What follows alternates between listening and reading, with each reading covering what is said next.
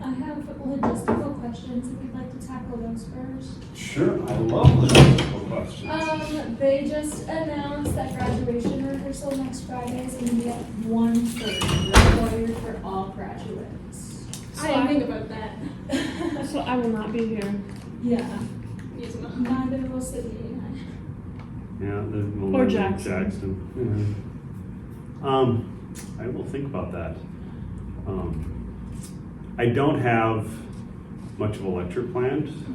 Would you say 1 o'clock? 1:30. 1:30. I'll think about that. Yeah. Thanks. I read that email and I went through my like in year out. I was like, cool. Got that at that time. For some reason, I thought that Friday was the 24th, so I checked the syllabus and I was like, oh, we don't even have a class on Friday anyway. Another year, that'd be true. Okay. Any thoughts on the thin red line? This is just a kind of another logistical-ish question. So did you post the paper? No, I didn't. Okay, because if you did, I didn't see it. I checked No, this I didn't morning. do it. I thought, you asked me yesterday and I said I'd do it, and I actually thought of it at one point, but I was doing something else and I'm like, I'll do it right after that, and then So I don't mean to be like harassing or anything. I'm gonna say it's pretty much good. It's gonna be a very open paper prompt. It's gonna be 5 to 8 pages, it's typed double spaced, on something on gender and total war. I mean, it's basically, I'm not going to be giving you much guidance. It's just going to be write a paper or do a reading response, either one. So, but I will try to post it for you. But it's not going to be if I remember correctly, and I haven't taught this course in 6 years. But if I remember correctly, the paper prompt is pretty vague because I wanted it to be wide open. So just so basically, it's paper or reader response. Yes. Like either is fine and completely. Yep. Just. Yeah, I'm being very laid back about grades in this course. I'm going to give you all nice grades, and I just want to get out of here. With my sanity intact. Thank you, me too. So yeah. So don't stress out about it. If nothing else, you can just turn your reading response and you'll do fine. But I will try to get a paper prompt up there and instructions on how to cite things. Any other logistical questions, comments, accusations, insinuations? Oh, I thought you had your hand up there. I have my pencil. Don't move. If I notice you moving. I feel like I know it. So what do we think of the Thin Red Line? I think it's interesting how the two movies were made basically the same time, and they have a series of similar moral questions that they raise, but they come to different answers. So listen. I think it's interesting how like the two leaders are like fighting so much about what they should do. Yeah. And it's just like one of them is basically like the older man. Is he like the officer? Like He's what's his Colonel. title? Okay, He's Colonel. Colonel Tall. And then the other one is Captain Stavros. But yeah, the colonel's like basically like he didn't really say this, but it was like, you coward, go out there and fight. Yeah. From him, and then it's like the captain was just like, no, that's suicide. Yeah. Which is like, it just feels kind of funny almost, because it's like the colonel's not out in the field, and like he has no idea what the situation is, and it just is like, it just is so kind of typical, I guess, of like the person in command not really even knowing what's going on, and just being like go out there and be a man. It's like going out there and being a man is gonna get you killed. Yeah. Well, I mean, it is kind of, it does recall the scene from Gallipoli where you had the colonel saying, go over the top, and it was a major there saying, I don't think you understand the situation, this is suicide. And yeah, I don't know, Kylie and then Wyatt. I was gonna say, I was like, he's giving me the same vibes as the Gallipoli guy, and I don't like that. I also was like writing my notes, and I was like, stop screaming, stop. Yeah. He's a really interesting. I mean, Colonel Tall is actually more interesting than you might think as the movie goes on, because he periodically just blurts out some vulnerable things, which are they're totally in character, but you're kind of like, whoa. So keep an eye on him as he shouts his way through this movie. What? No, I think I was also going to make a comparison with locally. I mean, there is definitely like that same dynamic going on. But what I thought was interesting was the fact that the colonel, he's obviously barking orders. He wants to make his authority really clear. But then when he realizes that the captain is just going to disobey his orders anyway, he stops and he's like, what do I do now? And his authority is just completely undermined because now he understands that like screaming and yelling is just not getting him anywhere. And in comparison with the captain who's just calmly, collectively telling him, I can't do this, I'm not going to do this. But then he's kind of honorable because like he could have disciplined the captain for not doing that, but he doesn't, and then he kind of gives him like a whole spiel towards the other scene, but he's not, I feel like he's forced to be an asshole in this situation. He doesn't necessarily want to be, but he's in a leadership role. They have to make hard decisions, and so that's what's going through his head. It's like, well, there's going to be people that die here, so what am I going to do to try and get this? And then he's not like the other officer in Gallipoli, where it's just like stiff upper lip British mentality of empire, and it's fine if I sacrifice all these men. He's actually processing, he's thinking, but he's trying to reason it out. Even if he's not coming to the best conclusion, there's something behind him which is nice to see. I think it's really interesting that prior to that, they like bring up the fact that he's a lawyer, and that's why he's being like, no, I am not going to do this, and I'm going to refute you in any way that I can, to like show that like he has that bit of humanism where he is willing to like fight because he knows that this is wrong, because that's something that he does outside of here. So yeah, seeing the comparison and like knowing that he's not going to budge on this and he knows his ways around it was really interesting. You have any thoughts on it? Yeah. Also, like those two,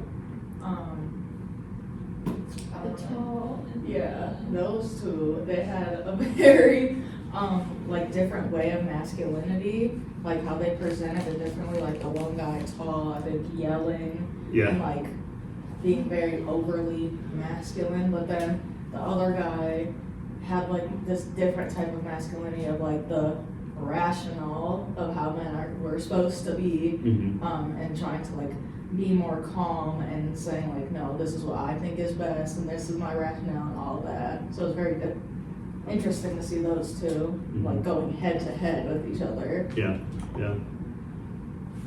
Thoughts? I also thought the scene, I don't remember who Woody Harrelson plays, but where he like Keck is his name. Okay, how he ends up dying, like the idea that like he did that to save everybody else was really interesting, because it shows a different type of masculinity in that as well. Because even though they set it up so well, they show him perfectly pulling the pin before and holding it and not doing it, and then when he goes to pull it there, it didn't work. So I thought that, just interesting. That's actually a sort of a standard trope, is would you throw yourself on a grenade to save everybody around you by obviously taking the entire force of the grenade yourself, and he realized he had pulled the pin without the grenade and threw himself on the ground to take the whole blast. But I think it's interesting how much this movie I think conveys a similar sense of how horrific combat is, but there's no gore. They don't show Woody Harrelson's legs blown off, and they don't show, the guy that Sean Penn tried to save, but he wanted to leaving the morphine for him. That guy was clearly had serious injuries in his guts because moving him hurt, but they didn't show anything. It was like, no. But so it was interesting that Saving Private Ryan came out the same year, and I really think Saving Private Ryan had the staying power that Thin Red Line didn't, precisely because of that first 20 minutes. It just hits people in the gut, and listen. Also, like Thin Red Line has kind of an ironic amount of just like natural beauty scenes. Like there's so many nature shots that like I like on some level because it's like showing the scenery a lot, but then it's like sometimes it just feels like it kind of clashes a little bit with the tone of the book. Because like when they're running through this field and it's like all of the grass like rhythmically swaying, and it's like I feel like that's like I kind of like that because it's like this place is so beautiful and they're gonna tear it up, but then it's like when it's like the baby bird. Yeah. Why? I've been really connecting with like the imagery that this movie has and how it connects to the story and like war. So like the baby bird, you know, just taking its first steps, and there's this whole battle and you can hear the bombs and the shooting in the background. Like I feel like this is symboling like life, reborn life, and then death, and it's very, I don't know, the imagery is there. And then also the one guy who was laying out in the grass and he touched the plant and it closed up. Yeah. That means something, but I haven't dived too deep into that. I'm just tapping into like the eco-fem and queer ecologies classes, and this is all very much that. Sure. Those images also kind of make me think about, you said to think about like the Garden of Eden, and I haven't maybe necessarily made it to like the Garden of Eden yet, but it definitely feels maybe more like the land of milk and honey, where like everybody's searching for this particular beauty, but they're like ravaging their way through it and causing so much destruction to get there. Mm-hmm. So that's been really interesting to see her. Yeah, I was gonna say, I do, like, even though it is jarring, I do like how there's so much nature about it, because I feel like it really does contrast with like how people think about war, which is much more destructive, but like there's just like lots happening, and it's like sunny and nice out, and then Yeah. I don't know, I feel like lots of like movies and like really like use weather and like that to reflect the mood they're trying to set, but I like because obviously if you're sad, it's always gonna be raining outside, so Right. that really works well. Did you have your hand up earlier? Yeah, I was just kind of thinking about like I don't know, I think like the movie's creating like obviously like a juxtaposition between like what is going on with man and like what's happening like in nature, and there's kind of like this interesting split happening. Mm-hmm. Like, I don't know, it kind of reminds me of like this video that I watched in like it was like an English class with Michelle Small. It was like humanity and nature and literature. I can't remember what the film was called. Oh, was it about the couple that goes into the Brazilian rainforest and they have a kid and he winds up getting bitten by a snake, and they like are in a major city and it's all Byzantine and very bureaucratic and everything, and they decide to go to farm in the countryside, and they buy this farm, but it's in the middle of the jungle, and it turns out to be their son gets bitten by a snake. And Michelle Small used to show that film a lot. I don't remember what it's called. That wasn't the one. It was some like collage film, and it showed like it was like juxtaposing like construction, and like it was showing like road construction with like it was showing like ants and stuff like that. It was pretty interesting. What? I mean, I think it helps to emphasize like the folly of war in general, because on one, Saving Private Ryan is very much justifying the cause. This one's sort of questioning it. It's look at all these people's private, personal lives. Look at how great it was before. Look at where they are now. It's a really beautiful environment, and now it's getting torn up because a whole bunch of people are, angry at each other for whatever reason. And so I think it really does kind of like drive home that message. It's like, why are they there, and why are they doing this? And is there an actual justified like reason for it? Mm-hmm. Something that I think is interesting with like comparing that to All Quiet on the Western Front, where like they were also questioning why the heck the whole thing was happening. It's like now they're not talking about like human suffering in it. It's not like the human suffering that makes it questionable. It's like the characters aren't actually really thinking like, why are we actually fighting this war? They're just thinking like, all right, what's our next step? But then, like, kind of going off of that point, like, I think that, like, all the destruction that they're causing, like, to the nature, there's, like, kind of hammering home the idea of, like, why is this worth it? Like, why is all this destruction, not just human death, but like natural destruction? Like, why is that what makes it worth it? And like, what can justify something like that?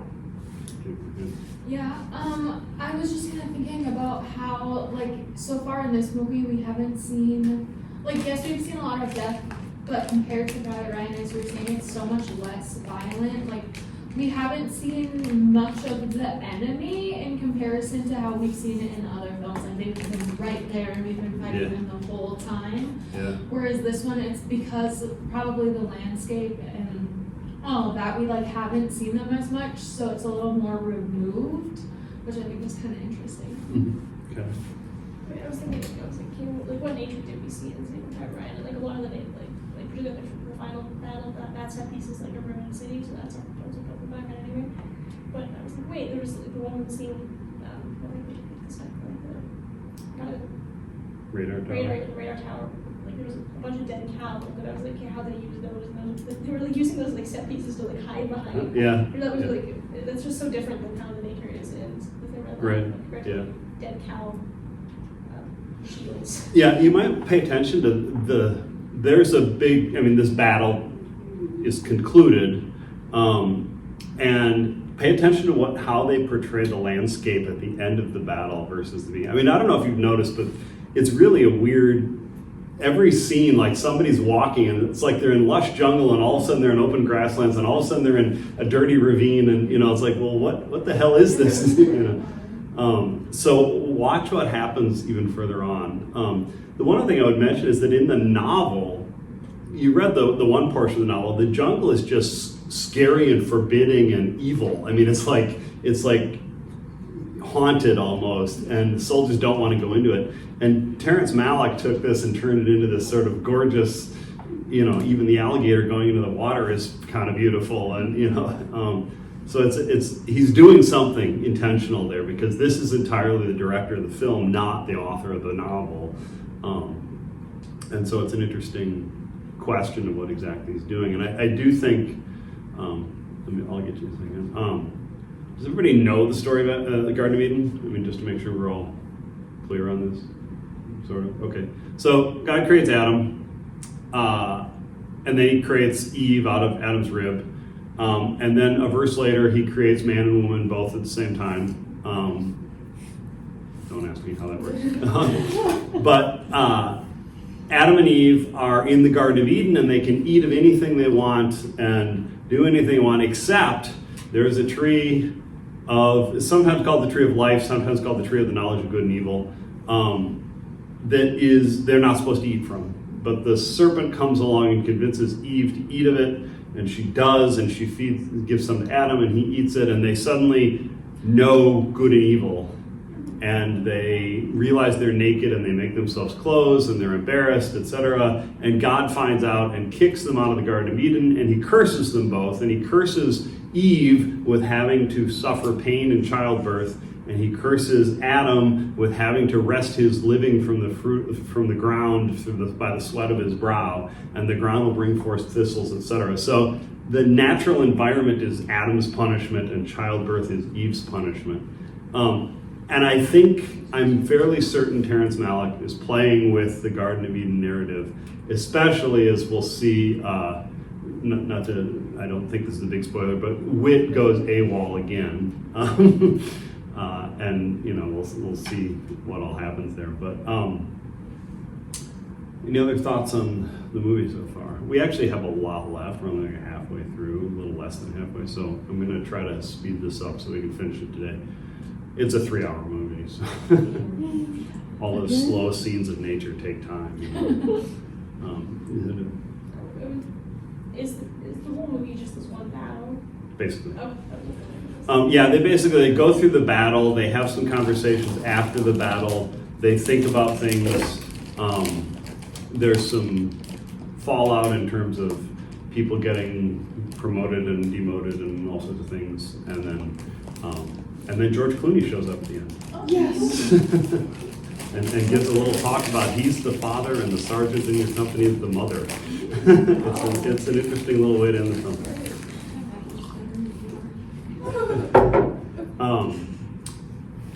Any thoughts on the Goldstein? This is his big argument. This is the heart of his book. His argument is this. Anybody pick up what his argument is? You know, like both men and women kind of facilitate that, like the standards of war is a male thing, and like men who don't do war are like cowardly or lazy.